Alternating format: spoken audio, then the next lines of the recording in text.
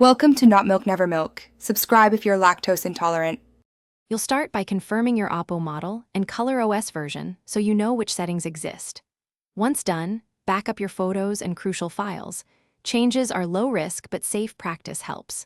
Next, open Settings and go straight to Apps to identify system apps like Theme Store or Browser that often push lock screen content.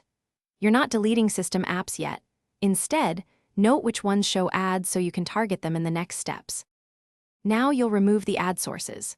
Start with Theme Store, open it, then go to Settings and turn off recommendations and auto-downloads so lock screen content stops updating. Then head to Home Screen and Lock Screen Settings, disable any suggestions or promotional content. This prevents system-level pushes. For apps like Browser or News, revoke Auto Start and block their notifications.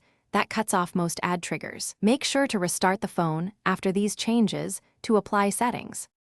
Finish by checking system apps. Show system processes in apps and disable notifications for apps that serve ads. If you prefer, install an ad-free launcher to bypass the default lock screen or use private mode for critical periods. Test by locking and unlocking the phone several times. If ads persist, clear cache for offending apps and check for Color OS updates.